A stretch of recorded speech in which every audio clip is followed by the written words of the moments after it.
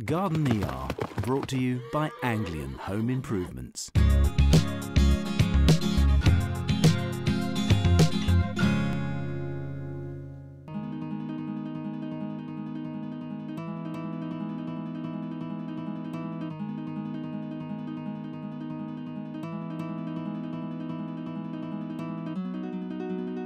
This is one of the busiest gardens that we have done so far. What we've got is a giant sail coming over here to give a bit of shade and a bit of coverage. That's already going up.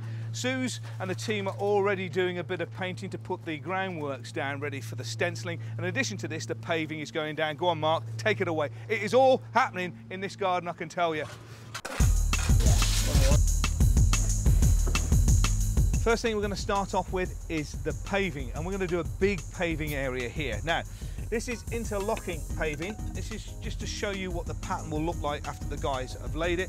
It's called woven, and it focuses in on having these small dark dots which give the impression of shadowing, so the paving actually looks as if it's interwoven, and the bigger the better. So we're doing a decent sized patty out here to give them a big wow.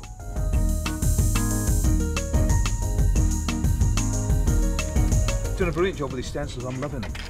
But this is a big one. How big's this?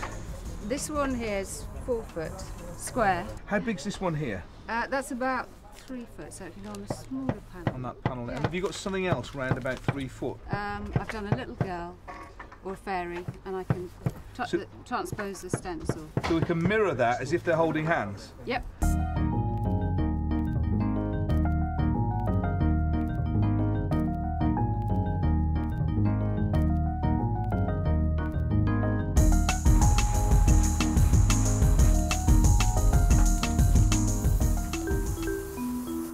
Look at that.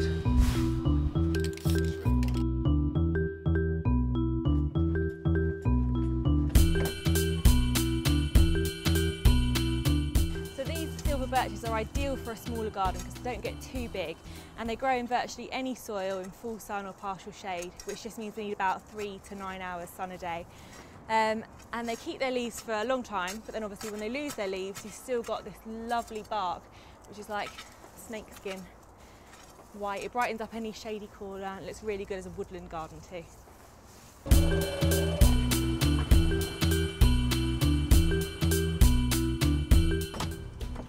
For the floor of Mia's garden, we want to put something that's soft and spongy. Now we're using these, which are shredded, recycled, solid forklift tyres.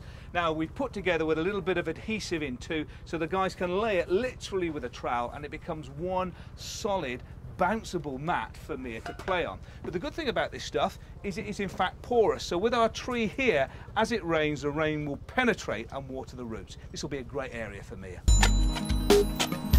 The owner of this garden hasn't got much spare time to actually do any work in the garden, so we've gone for a really low maintenance, simple planting combination with these pennisetums, where the purple foliage works really, really well, and the soft textures just help to break up that fence line.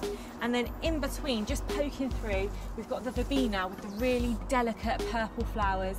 They attract bees and butterflies, and they last way into late summer, early autumn.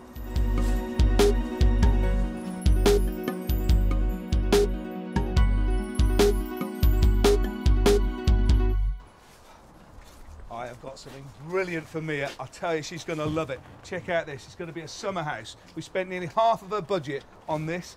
It'll make all her dreams come true. It's looking good.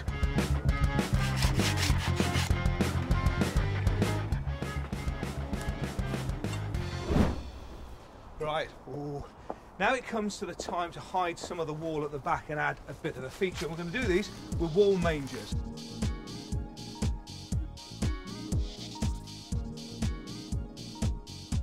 Instant colour and effect. I'm using these armorias with the gorgeous pink pom-pom flowers to give this pretty Wendy house the final girly touch.